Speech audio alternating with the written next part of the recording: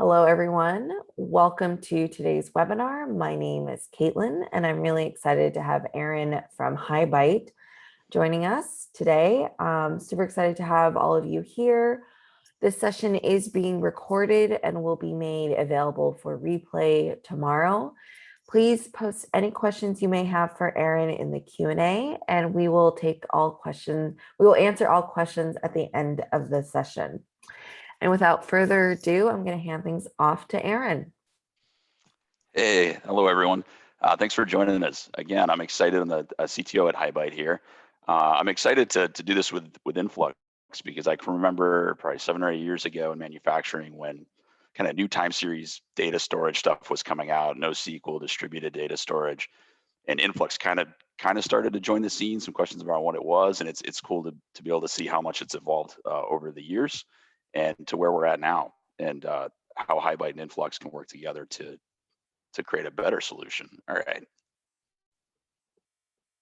So the agenda quickly. So I'll run through some slides just to introduce you to HighByte because there's probably a lot on the call that aren't familiar with us. We're a startup, and then I'll jump into more of a demo. I'll build a project for you in real time, showing how HighByte and Influx can work together to store data in Influx with context, which will be critical.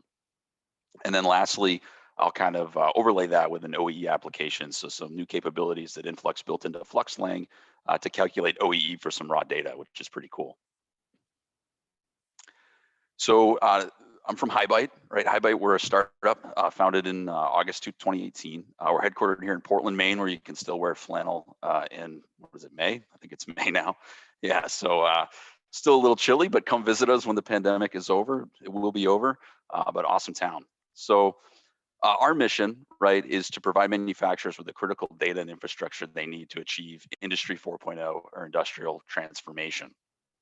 And specifically, kind of the genealogy of the HighByte team, a lot of us come from Kepware Technologies originally, where we were focused on connectivity on the manufacturing floor and communicating with machines. So we're very intimately familiar with kind of the operations side of the business and what data is like and the skill set of the folks in that field.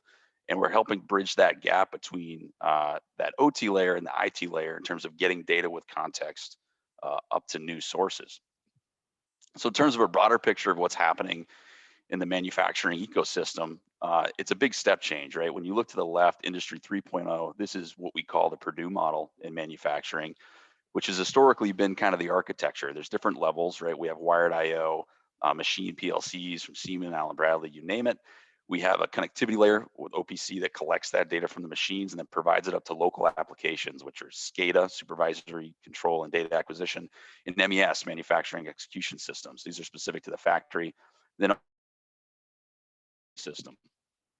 Now in Industry 3.0, the critical part is that these are kind of all their own segments, and the data flow it's somewhat bidirectional, but it's, you go wired I/O to PLC, PLC to OPC. There's no connectivity between the layers, just up and down. So Industry 4.0 comes along, and what's happening?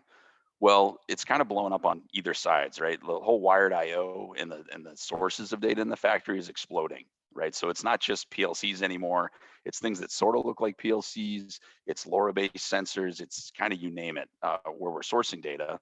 And then the demand for the data up top, right, is also expanding pretty exponentially as companies look at data not just as they look at it as an asset, right? And they're trying to create data flows and DataOps to get that data up to these new systems. And that could be, at the very top, that's Azure and AWS and the machine learning and all the things that they offer. But even inside the factory, that's maintenance systems, ERP systems. And what's happening is you kind of see this spider web of connectivity because the traditional connectivity you have between the layers is pretty simple. Now we're trying to create all these point-to-point connections between systems, and that's getting really complex and really difficult. So kind of the source of the problem that HighByte is focused on that we're very intimately familiar with is that industrial data in general lacks context and uniformity. And what does that mean? So as an analogy, if I look back, 6 or 7 years ago when we started pushing data to the cloud from the OPC layer, the equivalent of what we did is we basically took all the data and sent it to a giant drive, a file system right out on the internet. And on that file system, if you looked at it, our data ended up being every data point or a tag that we define in manufacturing ended up being its own CSV file. So just consider each data point, pressure, temperature, whatever, ended up as a file in this file drive. And then it got this cryptic name as to what it was. And then we just dumped the data in there. And we kind of wiped our hands and said, IT, you deal with it. Right. So IT comes in and they get this drive full of like 10,000 data points with these cryptic names, and they have no idea what any of it means. And they're just trying to do like a Power BI report on the data. So you end up spending a lot of times on the on the IT side trying to do simple things like, okay, of all these files, which ones relate to this machine?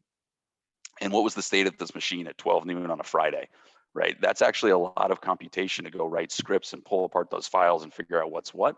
And then once you do that, the problem is it doesn't scale, right? When you go to the next machine, it's going to be a different set of files with a different set of names, and you go across factories. It's not a great solution. So you end up spending a lot of money and time on the IT side trying to put the context back around the data, that context, which is actually down on the factory floor with the people and the processes that understand it, right? So that's created a huge problem in the industry. And what you'll see is there's a huge need in Industry 4.0 for that data to be accessible in the cloud and other environments, right? So you have this big demand on the data. You have the data we're providing, which lacks context. And the way people are trying to solve this today is they're writing custom Python scripts, or they're writing Azure functions or AWS Lambda expressions to try to piecemeal this context back into the data. And it's just not a scalable solution. And it ends up costing a lot of money and time. So introduce HighByte, right? What we're doing is we're focused on the edge. That edge could be at the machine layer and the factory layer, connecting to the multitude of sources that are in the factory, right? To bring that data in, model it, which is kind of the core of what we do, to say that every injection molding machine you have conforms to this model. And then allowing you to move that model up, fully contextualized to whatever end system, either ERP, AWS, Azure, et cetera. And when you do that, it has this exponential effect of just making it much more scalable, because in the cloud, I can develop one dashboard that can work on all my press machines across all my factories. And since we're intimately familiar with the OT or operations layer, we're building this such that the OT environment could quickly take it, use it, fill in those models, and there you go. And I'll show this. And why Intelligence Hub, I'll skip this slide. And I do want to just make sure I don't miss this one, which is the Influx Day, May 10th and 11th of this year, coming right up.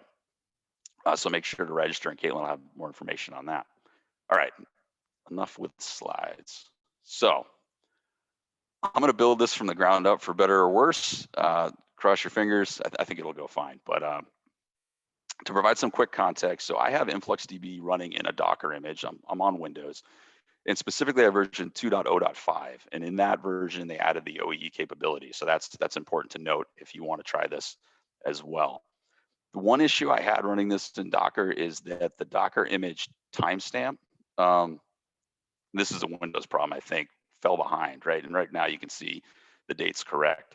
But the problem is, if this time falls behind and you're trying to push data with a newer time to Influx, it will reject the data like any time series store will. So just if you run into that problem, restart your machine or make sure you time sync the Docker image. All right, so I've got it running in Docker, and then I have HighByte here running on my local machine out of my dev environment. So what I'm going to do first is I'm going to jump over to Influx, and once you have that on Docker, local 8086 will get you there. And in here, quickly, I'm just going to create two things. I'm going to create two buckets, right? One bucket I'm going to call OEE data in. And that's going to be my raw data, OEE data coming from HighByte. And then I'm going to create another bucket just called OEE, and that's going to be my processed OEE data ultimately. And the last thing I'm going to need in here is a token, which is basically just Influx's authorization to allow me to write to those buckets. So I could create an all access token, which would let me do anything through the REST API. Probably not a best practice. So I'm going to create one specifically that limits me to these buckets. And I'm just going to call this OEE. And that token is really just a large number here. So I'm going to copy that. All right, then I'm going to jump over to HighByte. So HighByte it's a Java-based application. It can run inside of Docker. I'm running it off my host. This is the configuration screen that you first see. In HighByte, we have the concept of connections. Those are inputs and outputs. So data I can collect sources I can collect from and sources I can push data to. Modeling, which is kind of the core of the platform. This is where I define that every injection molding machine or every press machine looks like this for this application. And then lastly is flows, and flows are just going to connect the data sources, the inputs to the outputs. So the first thing I'm going to do is I'm going to create an Influx DB connection. And Influx has a REST API, so we're actually going to use, like in here you can see there are various connections that we have. But I'm going to choose a REST client for this. And the base URL, I've got a cheat sheet if you see me looking left, is localhost 8086. And the one thing we're going to want to add is the authorization. So this is just a header, and it's the token that I copied this. This is the token that we had just created. And the one change, this is HighByte specific, but the one change we'll want to make is we want to change this to URL encoded. So for URL encoding, equals is equivalent to 3D. So that's the only thing you need to change. I think all the tokens I've seen generated by Influx have the equals at the end. Everything else is fine. So I'm going to submit that. And then I'm going to create an output. So this is, I have a connection out to Influx. Now this will be an output on that connection. And I'm going to call it OEE. And I'm going to have the endpoint, which is the rest of the URL that I'm going to push to over REST. And that's going to look like this. So this is in the Influx documentation, but API v2, right? I specify the bucket, right? I define that OEE data in bucket.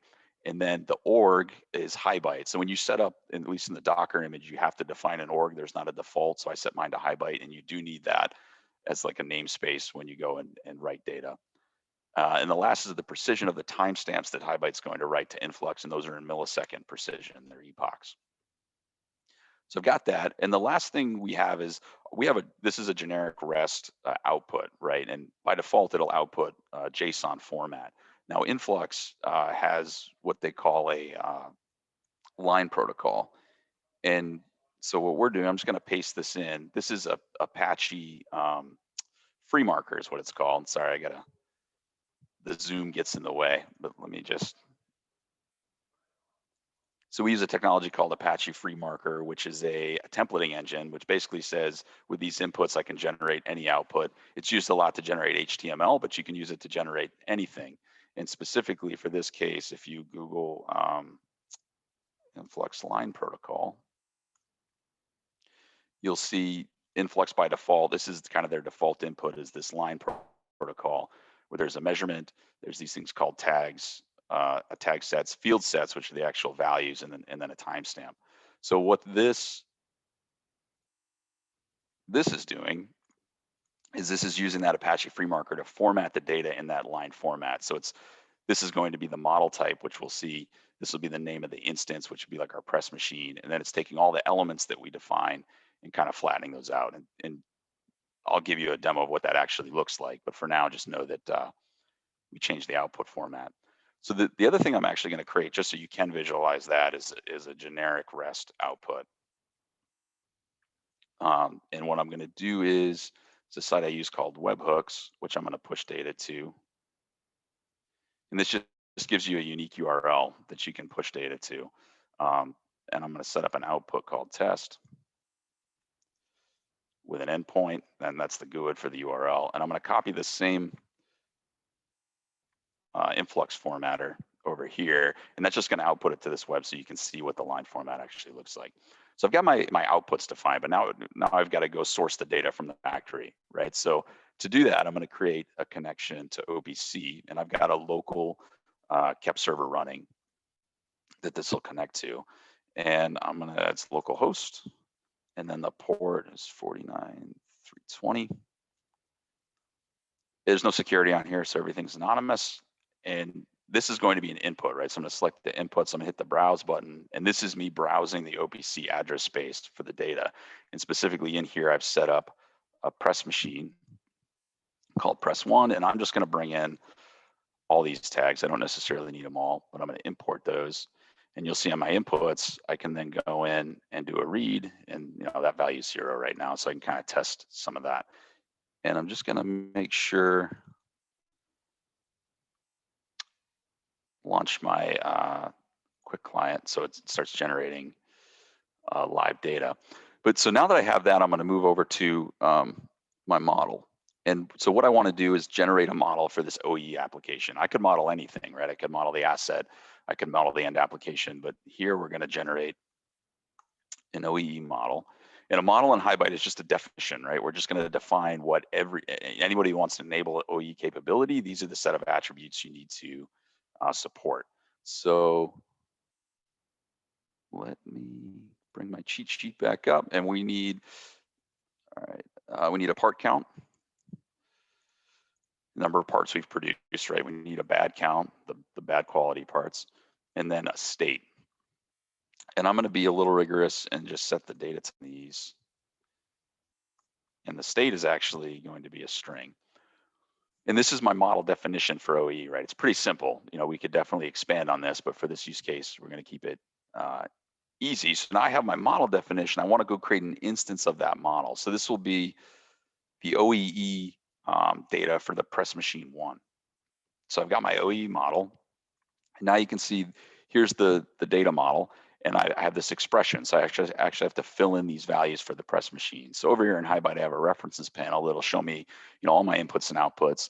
And you can see I brought in those tags for press 1, bad count, and I'm just going to drag those over part count. And then the last one I have is the running state, which if I showed you, this is a quick client from Kepware just to kind of show you some of the data. It should be in here towards the bottom. So the running state in the PLC is actually a long, right? So it's an integer value. Currently, the influx is looking for a string, which is fine. So what we can do is we can actually write expressions in here. This is pure JavaScript. So we can say if it equal to 0, we're going to say that's stopped. Otherwise, it's running. So this is a ternary, I should know that, but it's basically an if-else statement. So I'm going to submit that. Now I've got under my models, I have my OEE model and I have my instance, which is press machine 1. So the last thing I need to do is create a flow, right? And what I'm going to do is I'm going to say OEE to influx. And what I'm going to select over here is my instance, which is that press machine 1 I just created. That's my source of data, right? That's going to be filled in this case with OPC data, but it could be OPC, SQL, CSV. I could have defined multiple data sources to kind of fill in that instance. And then output, I'm going to select 2 things. I'm going to select my OEE output on influx. I'm going to select my REST output for testing. And then this is a trigger interval. We're going to keep it really simple and just execute every 5 seconds. So every 5 seconds, we're going to go grab the data, fill in the press 1 model, send it off to influx and to the REST endpoint. And we'll turn this on. I'm going to bring up my debug environment. Everything looks good. So here we go. So this is my REST test endpoint, right? So we'll jump to influx after this, but this is just to show you what the data format, that line protocol looks like coming out of HighByte to influx. And you can see that's my model definition. I called it OEE. My name is my instance name, which is press 1. And this is my field set. So these are my actual data values that I'm pushing. And here's that timestamp in milliseconds. And you'll just see, you know, the part count is increasing, 41, 43, et cetera. So if I jump back to influx, now that I've defined those buckets, I'll go to OEE data in, and you can see this is the model name, right? Here's the fields off of that model. So I could look at bad count, part count, or state. And this is the name. So if I had press machine 1, 2, 3, 4, you know, I could filter on that. This is using kind of their built-in viewer, right? And let's set it to 5 minutes. And you can see this is my part count kind of going up. This is my bad count going up. This is all simulated data, right? But you can see it's really easy to visualize that data. And I have the full context. So I basically have that data model that we defined in HighByte, which we could change too, right? We could add attributes to this and they would automatically show up in influx. That's one of the great things about influx. It's a write-only schema, is I think how they refer to it. So I can make dynamic changes to the data that I'm writing in. My clients have to respond to that and pull the new attributes, but it doesn't require me like SQL to go do a table transform or do any of that. So it's fairly dynamic. So now I want to do some OEE on this data.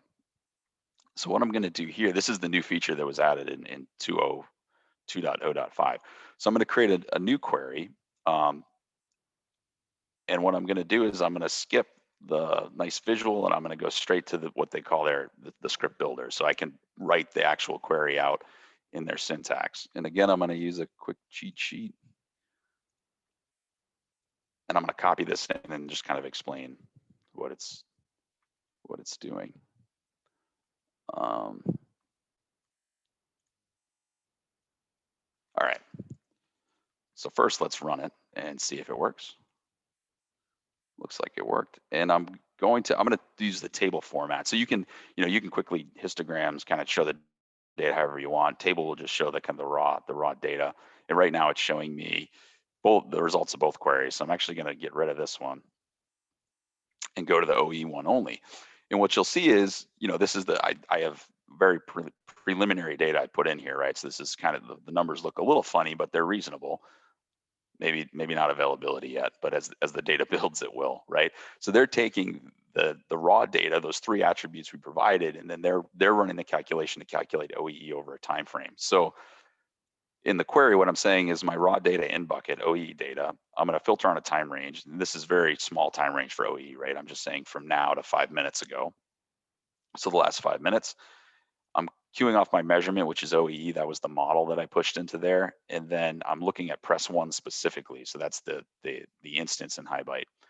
And then this is a little, I'm not an influx like expert, but basically I'm creating a pivot table to kind of move the data around such that I can then move it into the new capability for OEE. And this is it, right? So I brought in this experimental OEE library that was added in 2.0.5. And then this is the OEE calculation. So I'm taking the data set, passing it along. I'm defining what the running state is. So it's in quotes running. If you'll remember back here, I had that simple calculation to change it when it was a 1. And then this is why the numbers don't make any sense, because my planned time is 1 hour and I don't have an hour's worth of data. So I'm going to change that to like 5 minutes. So that was my planned uptime for the period, right? I was planned to be running, in this case, 5 minutes. Not that reasonable, but just for example. And then cycle time. So of that running time, this is every 5 seconds I produce a part. So this is some of the static data you feed in. Then you feed it in the raw data that's coming from HighByte. And then down here, what I'm doing is I'm just outputting it to another bucket, which is the OE bucket that I created. And if I submit this, it'll start to look a little better, right? So OE is about 81%, availability is 90%, performance is just below. So that looks, and that's pretty decent OE, but as you can see, I'm taking that raw data stream and I'm calculating OE from it. And you could go build visuals off of this. Again, I'm not an influx expert, so I'm not going to demo that part of it, but at least shows you kind of the basic capability. If you format the data and push in a certain format, influx can go and figure out the time intervals between up and down, calculate your uptime, et cetera, and do some and they did this pretty quick, right? We kind of partnered with them. We talked about OEE, and I think within a few days, maybe, they had kind of built some of this capability into the experimental stream. So pretty cool. The last thing I want to show you is just the dynamic schema, right? So you can come into HighByte. One of the things with HighByte, we get asked a lot about modeling, right? And should we adopt the ISA 95 data model, or should we adopt MT Connect, or whatever data models are out there? And the answer is absolutely, right? Start from somewhere if that's a good starting point. But we do believe that data models are application specific. And since applications are all code, like things are in flux all the time, right? They're changing. So although you might base it off a data model, chances are that you're going to need to modify and change that over time. So one of the things we built, when we think about in the platform, is the ability to quickly and dynamically add states. So like, for example, I'm just going to go in and add cycle time to this. So I'm adding it to the base model. This is all running, everything's still going, right? And I'm going to come into my instance, and over OPC, I'm going to grab my cycle time tag, save that. And again, everything's flowing. This wouldn't be true with a lot of data stores, but since Influx is a write-only schema, I can jump into the Explorer again. And I'm going to go back to the training wheels version here for me. OEE data. If I expand this, you can see cycle time was just instantly added, and I can filter on that. So that data property just showed up, right, without any additional work, me needing to go in and change a SQL database, et cetera.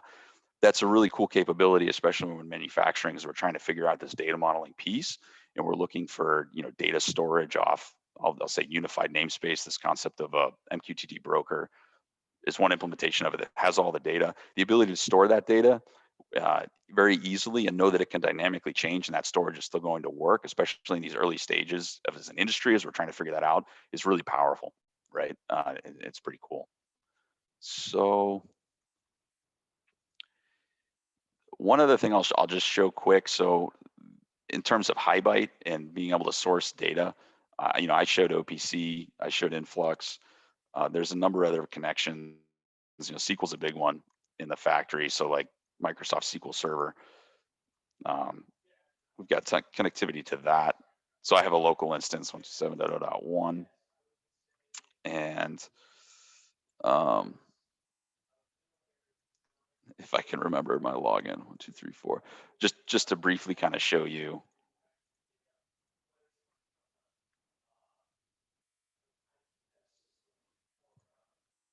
Oops.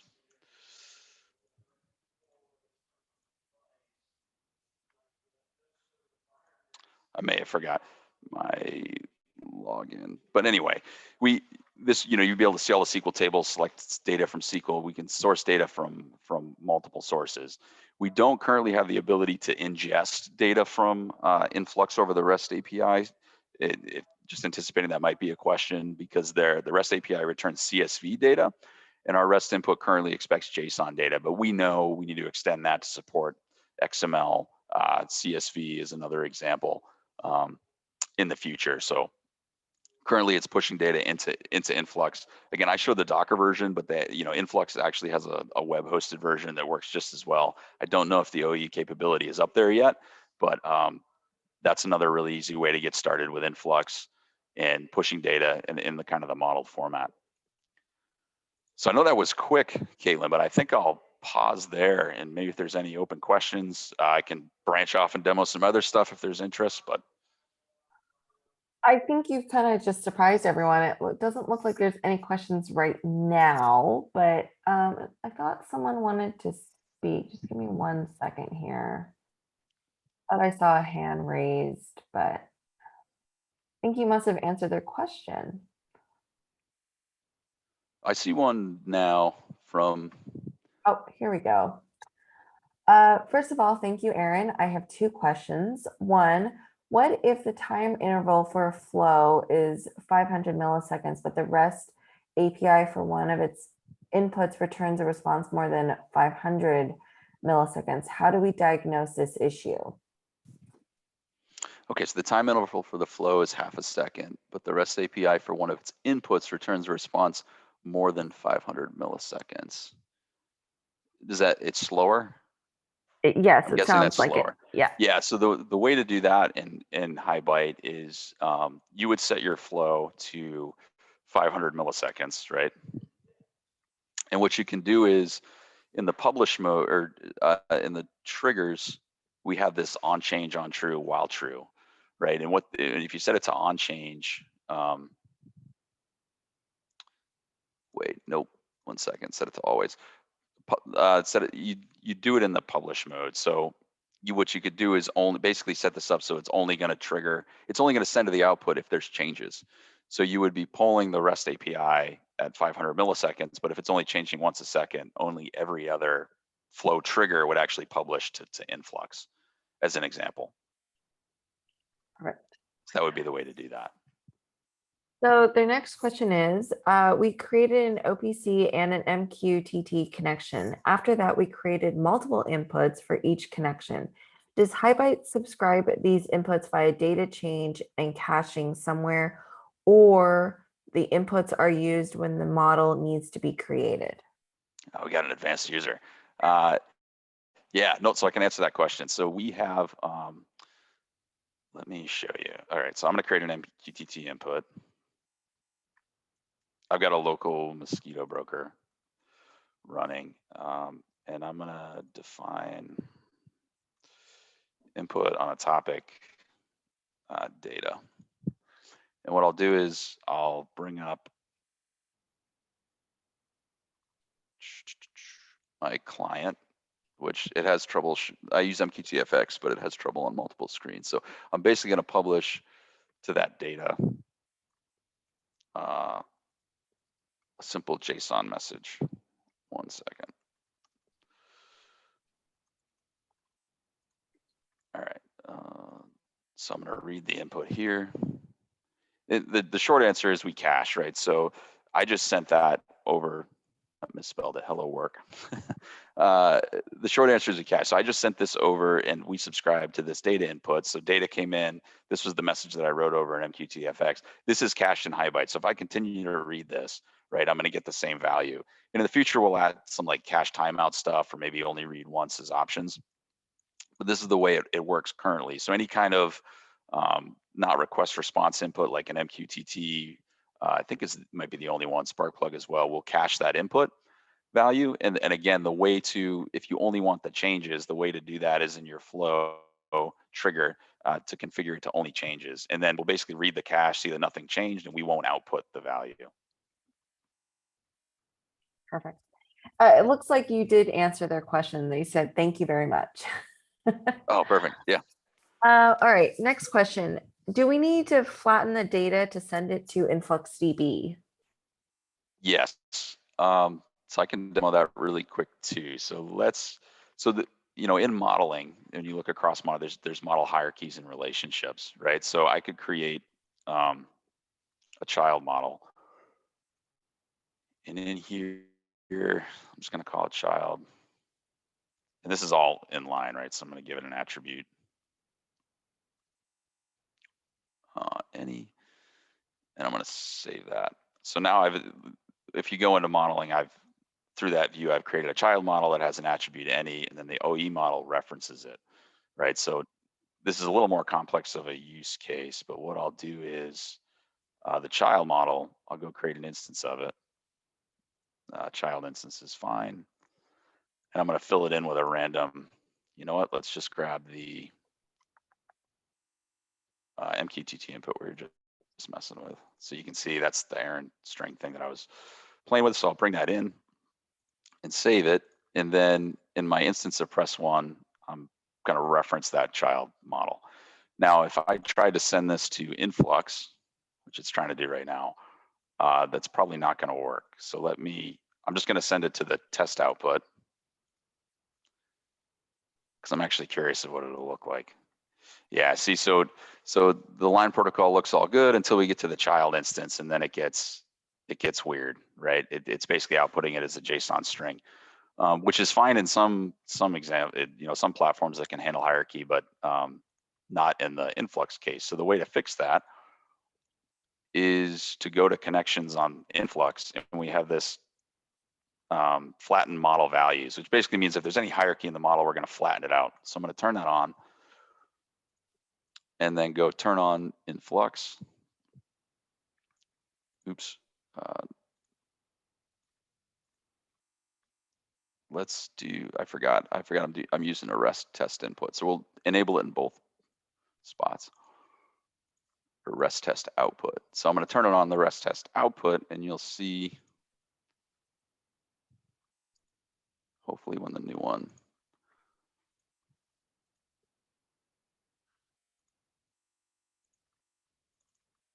Let me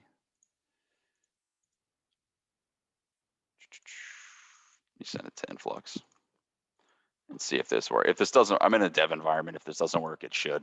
So I'll probably fix it right after the call. So let me get to Influx again. There we go. But sometimes you've got to jump off the page for it to per count, back count, state.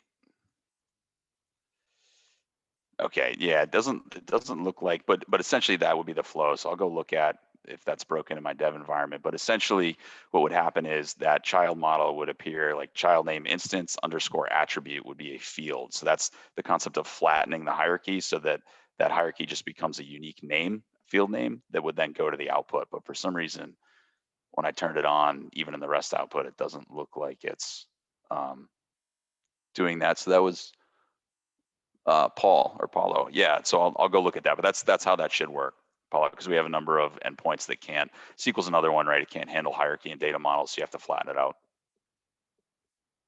The joys of doing live demos during a webinar, right? Something's gotta give. I'll take that one. Awesome. Well, we'll stay on the line just a little bit longer, see if anyone else has any more questions. In the meantime, just want to remind everyone again, we have Influx Days coming up.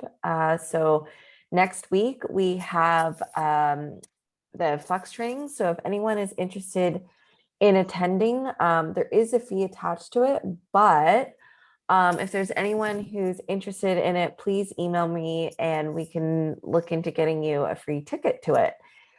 So there is the Flux training and there also is the conference itself, and the conference is completely free. And it's on May 18th and 19th. So I hope to see you all there. It's a lot of fun. Okay, another question. What do you think about storing a single file in each point using the OPC tag name as influx tag?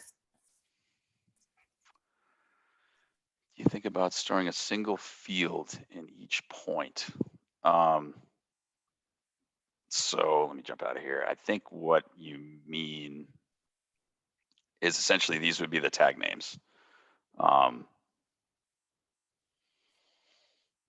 Which is it's interesting. So if you look at the traditional way to send OPC data to a system like Influx, is what you'd end up with is your bucket, and then your measurement would be all the tag names. And when you clicked on the tag names, you would get just a value, right? And potentially, if the OPC product wanted to send quality and timestamp, it could too. So you'd see value, quality, and timestamp. My opinion is that's actually, or that's the equivalent of sending all the data to a bunch of CSV files out on a file share drive and telling IT to deal with it, because those tag names are fairly cryptic. So I would guard against that, because even when, like as an example, right, if these were just flat tags and I started to actually do some more customization on the UI and build a screen for an asset, like that press machine, if I'm just working off the measurement points as tag names, it's going to be, I don't know how I'd actually do it in Influx. I'd have to have some scripting or something to go map this set of tag names to this part of the dashboard, versus if I build that one dashboard and I've modeled my data such as this, right, I could have press machine 2 over here, and I could demo that really quick. So what I'll do is let me nix the tag hierarchy stuff we created, because that wasn't quite working. But basically I can go and create a new press machine, right? Press 2. Based on the OEE model, I can go fill that in with OPC data, and I'm not going to map it correctly. And then just bring that into my flow, right? So my instances now, I'm going to select press 2 and keep that flow running, assuming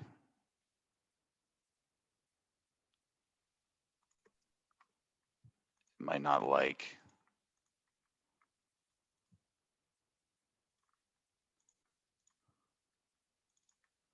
I'm going to nix the cycle time too.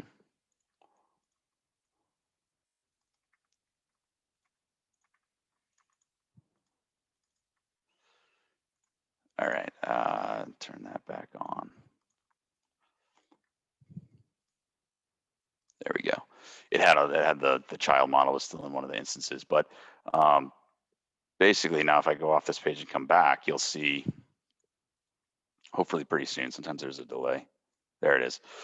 So there's press 2, right? So I could build this dashboard and filter off press 1 or press 2 or both. And since they're using the same data model, right, that becomes really trivial. But if these are all tag names, like, yeah, it's easy to go pull up and chart a single tag, but good luck if you're trying to build, anything more complex on top of that. And then even on the query side, if you're writing the queries against Influx, you're gonna have to piece together those tag names. So can Influx store tag names?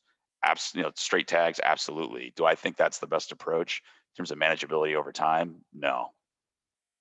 Great. Hi, Aaron. Do you expect that we can read data from InfluxDB to HighByte in the next HighByte release? Yeah, pretty soon. So I think we've got a 2.0 major release coming in July. I don't know if it'll be in there, but potentially shortly after.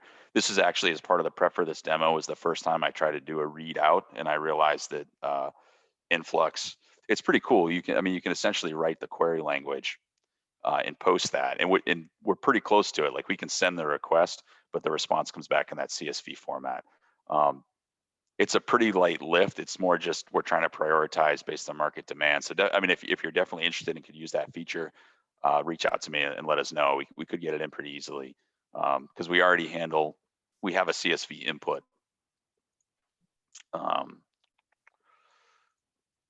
You'll see in our CSV files we can handle that format pretty easily. It's just not part of the REST connector currently.